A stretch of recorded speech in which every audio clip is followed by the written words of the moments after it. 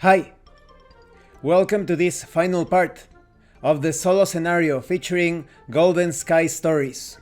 If you haven't seen the other parts of this scenario, please check out the playlist in the description below. You may remember that last time the Henge discovered that Susune is on a personal mission to clean up any dirty place she encounters on her path, and this time she decided to clean up the shrine. They need to clean it up before dawn, because a family of hikers is coming into the area. In this final part of the solo scenario, I didn't make any rolls, because I thought that based on the abilities of the Henge, it was pretty clear how they were going to proceed. First, Susune starts the cleanup by casting Fairy Rain, allowing all of the Henge to remain in human form, and washing the entire place with magical rainwater. Sarah uses Wind Song to create currents of wind that push the rainwater into all sorts of nooks and crannies. Then the wind pushes the dirty water into the soil around the shrine. Koro decides to run around the shrine as fast as possible because her magical abilities are not particularly useful in this cleanup operation. And although slipping and falling a few times, Koro manages to pick up anything that is too large for the water to wash away, such as stones, big chunks of mud, and sticks.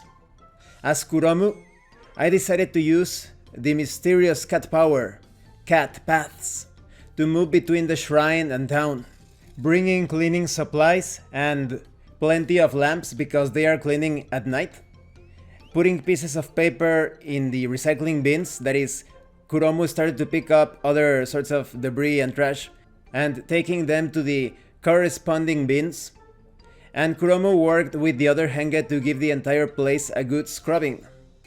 Just a little before dawn, the entire place is left squeaky clean.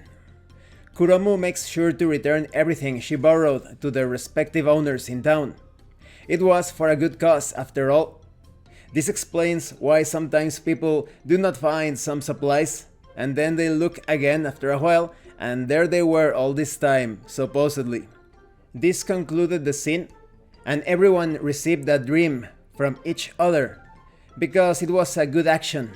But only Sarah had enough dreams to strengthen her connection with another member of the Henge party.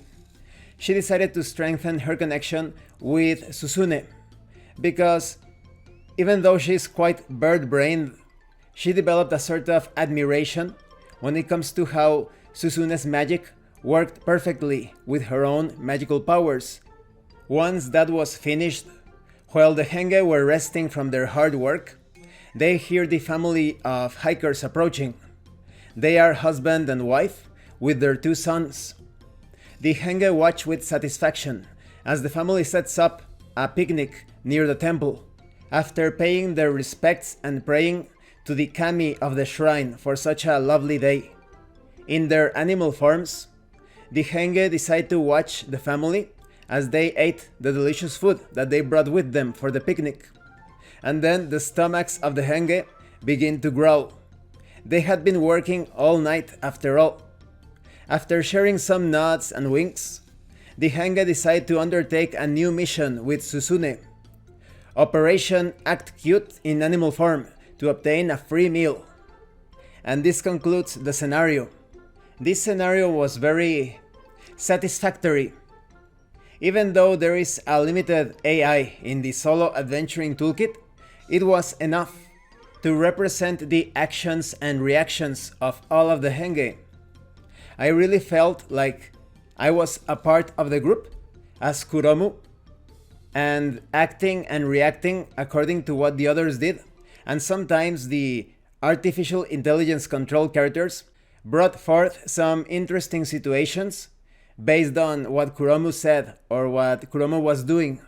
And while this may be the end of the scenario, I am going to create a new video as soon as I get the chance that serves as a guide, explaining how to play or run a pre-generated scenario that is already spoiled, that you have used with your group, or that you have read and you are already aware of all of the twists and turns and surprises. As you may have noticed from this scenario, this adventure was quite character driven. So I really need to create that video to further explain what happens when you have a more adventure site focused situation. Because even though the shrine was an adventure site, all of the action was driven by the interactions of the AI controlled player characters and the single non-player character. In other cases, like a typical dungeon crawl situation, most of the action occurs as you interact with each of the different sections of the adventure site. The beings that you encounter there, the hazards, the traps, the curses, etc. So I really want to explain how you can handle those sorts of adventures and modules. Thank you for watching this final part of the Golden Sky Stories solo scenario. If you have any comments or questions, please let me know. And thank you so much to those of you that have been supporting the channel by sending right through RPG gift certificates. If anyone else wants to further support the channel, the information on how to do that will be in the description below. Once again, thank you, and see you later.